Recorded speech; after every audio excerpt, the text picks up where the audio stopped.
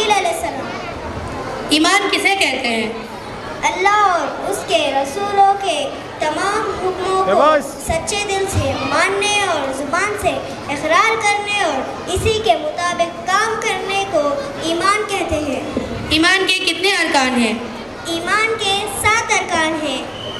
اللہ پر ایمان لانا، اللہ کے فرشتوں پر ایمان لانا، اللہ کی کتابوں پر ایمان لانا، اللہ کے رسولوں پر ایمان لانا، اللہ کے آخرت کے دن پر ایمان لانا، مرنے کے بعد دوبارہ زندہ کیے جانے پر ایمان لانا، تقدیر کے اچھے اور برے ہونے پر ایمان لانا۔ ایمان کس چیز سے بڑھتا ہے اور کس چیز سے گھٹتا ہے؟ ایمان اطاعت سے بڑھتا ہے اور نافرمانی سے گھٹتا ہے۔ مسلمانوں پر سال بھر میں کتنے روزے رکھنا فرض ہے؟ مسلمانوں پر سال بھر میں پورے رمضان المبارک کے روزے رکھنا فرض ہے۔ حج کے لیے سب مسلمان کہاں جمع ہوتے ہیں؟ مکہ مکرمہ، مینا، عرفات اور مزدلفہ میں جمع ہوتے ہیں۔ کن دنوں کو ایام حج کہا جاتا ہے؟ 9 ذی الحجہ سے 13 ذی الحجہ کو ایام حج کہا جاتا ہے۔ صفا اور مروہ کسے کہتے ہیں؟ صفا اور مروہ 2 پہاڑ ہیں جن کے درمیان حج اور عمرے میں 7 چکر لگائے جاتے ہیں۔ کعبے کو کتنوں پیغمبروں نے تعمیر کیا؟ حضرت ابراہیم علیہ السلام، حضرت اسماعیل علیہ السلام۔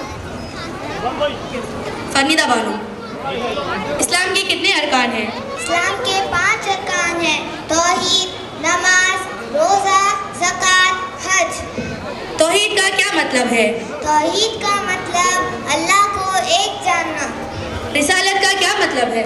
رسالت کا مطلب حضرت محمد مصطفیٰ صلی اللہ علیہ وسلم کو رسول ماننا۔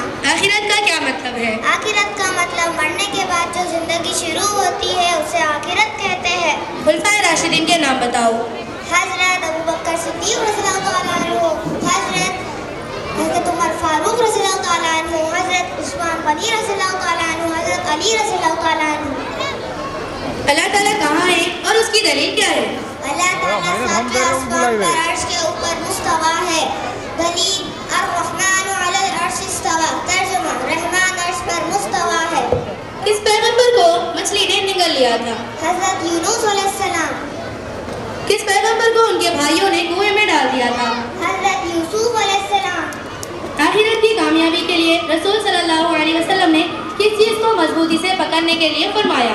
رسول صلی اللہ علیہ وسلم نے فرمایا، میں تمہارے درمیان 2 چیزیں چھوڑ کر جا رہا ہوں، اگر تم انہیں مضبوطی سے پکڑے رکھو گے تو کبھی گمراہ نہیں ہوگے۔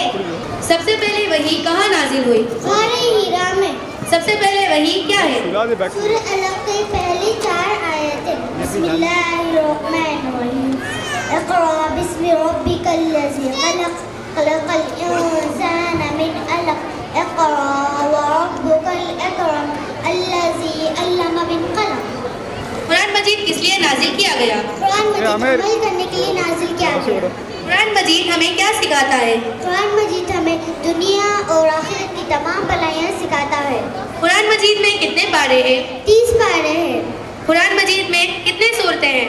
114 سورتیں ہیں۔ قرآن مجید کس کا کلام ہے اور کن کے لیے ہدایت ہے؟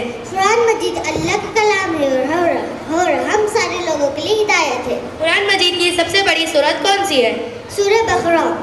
قرآن مجید کی سب سے چھوٹی سورت کون سی ہے؟ قرآن مجید کی سب سے چھوٹی سورہ کوثر ہے۔ پورا قرآن شریف کتنے سال میں نازل ہوا؟ 23 سال میں۔ قرآن مجید کس فرشتے کے ذریعے نازل ہوا؟ حضرت جبرائیل علیہ السلام۔ قرآن مجید کس پیغمبر پر نازل ہوا؟ حضرت محمد مصطفیٰ صلی اللہ علیہ وسلم پر۔ ماہرہ فاطمہ۔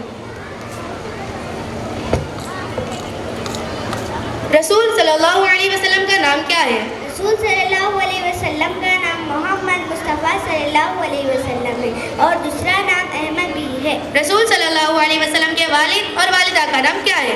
رسول صلی اللہ علیہ وسلم کے والد کا نام عبداللہ بن عبد المطلب ہے اور والدہ کا نام آمنہ بنت وہاب ہے۔ رسول صلی اللہ علیہ وسلم کے دادا کا نام کیا ہے؟ رسول صلی اللہ علیہ وسلم کے دادا کا نام عبد المطلب ہے۔ رسول صلی اللہ علیہ وسلم کے وہ چاچا جنہوں نے آپ کی پرورش کی، ان کا نام کیا ہے؟ ان کا نام ابو طالب ہے۔ رسول صلی اللہ علیہ وسلم کب اور کہاں پیدا ہوئے؟ رسول صلی اللہ علیہ وسلم 12 ربیع الاول 20 اپریل 571 ہجری میں پیدا ہوئے۔ رسول صلی اللہ علیہ وسلم نے بڑے ہونے کے بعد کون سا پیشہ اختیار کیا؟ پہلے بکریاں چرائی، پھر تجارت کا پیشہ اختیار کیا۔ رسول صلی اللہ علیہ وسلم کو نبوت کس عمر میں ملی؟ 40 سال کی عمر میں۔ سب سے پہلے اسلام لانے والے کون لوگ تھے؟